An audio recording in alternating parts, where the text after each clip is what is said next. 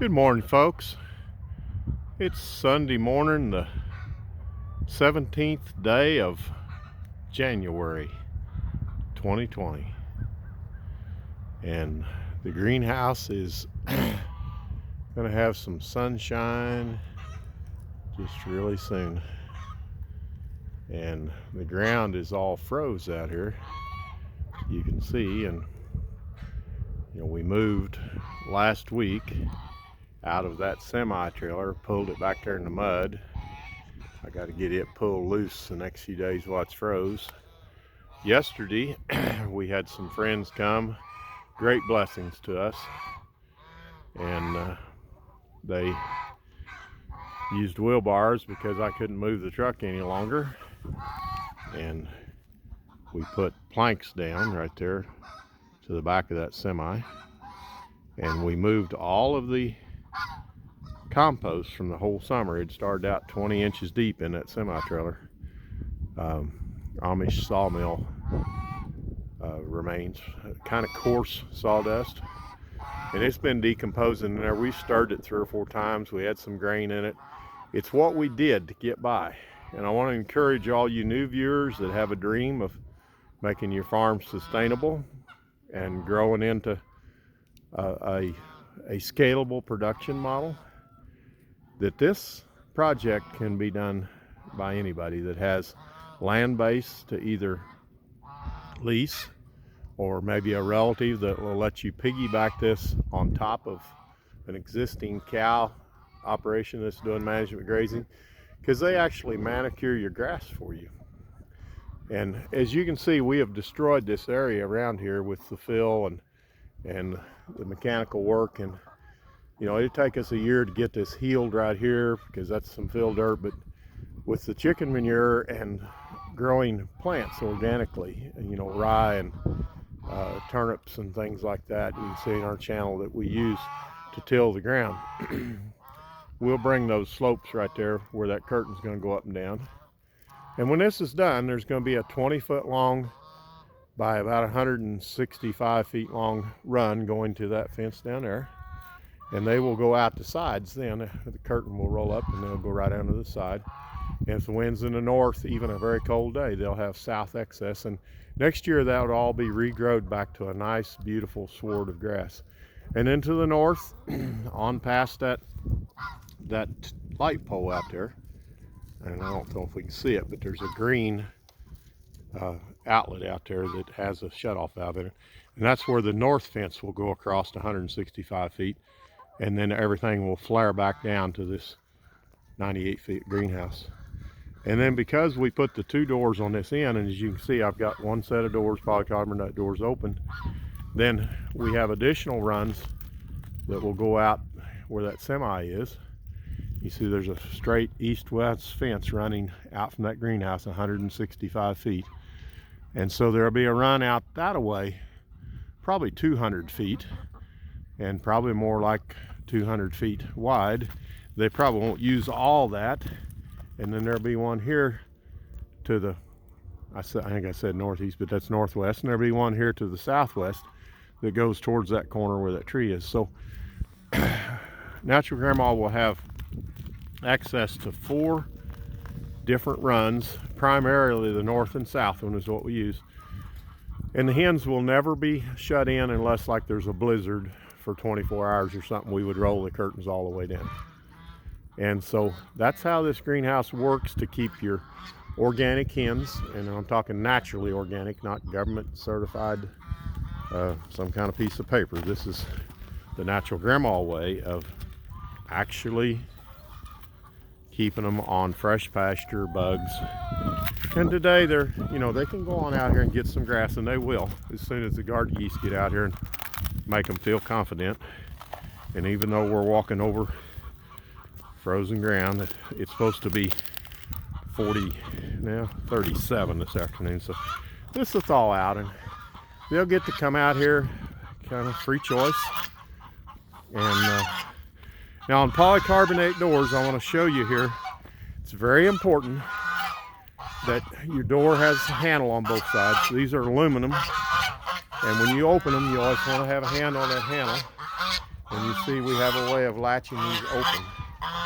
Now you're seeing we're still in build, so you're seeing our rat barrier that we put around this. That will all get a dirt cover, and then we'll have chat there about 4 inches deep come up on those. That 2x6 is ground level, the bottom bit. We'll have chat come up on that, and that's for some insurance reasons. To ensure the structure, it has to have chat around it. And the grass will grow through that chat. And then as you can see on this side, we have a really good latch. I kind of like that better. Just a barn gate latch. And so handles on each side, so we never risk tearing up these precious doors. They're about $400 a set. The polycarbonate is wonderful. And you can see we fixed a board right there to fasten our netting to, so we can keep some tension on this end and keep that fairly straight. So the semi will be going away, maybe never used again. As you can see, that's the temporary run. These are all kind of temporary, just so we can get our hens outside. That door, that sill is removable, so that we can take that out and bring a skid loader in and out for a total clean out. But the hens are just now really used to this. They went outside yesterday for the first time. We started our hanging feeders in here. There will be a row of feeders that will go that whole length, have an auger that feeds the feed, and then nipple waters go on those two baits, an 1.25 inch line with nipple waters every 8 inches, I believe. And that'll be a recirculating system that keeps it from freezing. And as you see, we just brought in what we had. We got more nest boxes to put in on that wall. Those are temporary right now. When the deep bedding's in here, as you can see, we're about 15, 16 inches low of deep bedding right now. When we get that filled up, the roost boxes will go up on that one, or the nest boxes will go on that one up there. And they'll be 6-foot boxes. They'll have an automatic timer release on the roost bars that'll let them down in the morning at 6. We will add lights at 6 in the morning, and that's for our own comfort. Gets the hens used to laying about an hour earlier than we get this time of year, because it's not daylight till after 7.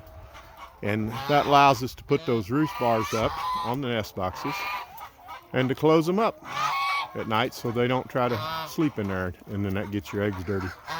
And we follow a model that on this greenhouse, we've been watching Joel Salton and Justin Rhodes, and a lot of people put their hens in the greenhouse, but we're really following the model of Seven Sons.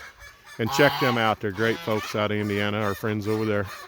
And they have brought the greenhouse into a scalable version that you can actually go after commercial market. And that's what we're doing. We're going after commercial restaurants right now to sell our eggs. And we hope someday soon to sell into some organic stores off of their model.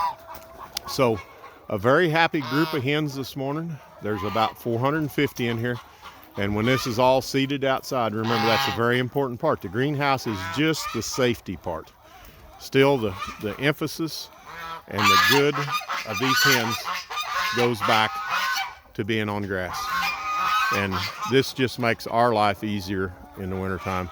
And it keeps the temperatures up for the hen during the day. When the curtains just go up about a foot, it's very easy for your greenhouse effect to keep the hens going in here. So we've already seen an amazing difference in how warm it is in the morning. And we still got our guard geese, and they are annoying as can be, but totally necessary, aren't you, Leroy? You are totally necessary because you watch for aerial predators. And you are a grand old goose. A grand old goose. But I hope you're enjoying this. I hope you're enjoying seeing what it's like. If you go back in our channels, you can see where we've come from in just really 18 months of a dream. And you can do this too. You put your faith in your God, and you put your hope and your dreams and the plans that He has for you, as it says in Jeremiah 29:11, and you just start and you research and you learn. And we're not perfect here today. We don't quite have enough feeders hung. We'll probably go to some different roosts at night than what we had. That's what come out of the semi trailer. They're crude. You see our first one, we built it out of limbs because we had them, and we had some scrap 2x4s, and that didn't even have a way of holding it up in there. It didn't have the cross brace. It just sat against the semi sides, and our granddaughter helped us put roofs up, and that's what we did. But yeah, just a beautiful, beautiful gift that we've acquired from friends here of how to do this. And you can do this too. You can have your own full-time commercial egg production. The demand is there, and you can attain this. Thank you from Natural Grandma. Have a blessed Sunday, and stay tuned. More from Leroy and Gander and Mother to come, I'm sure. Good day, folks.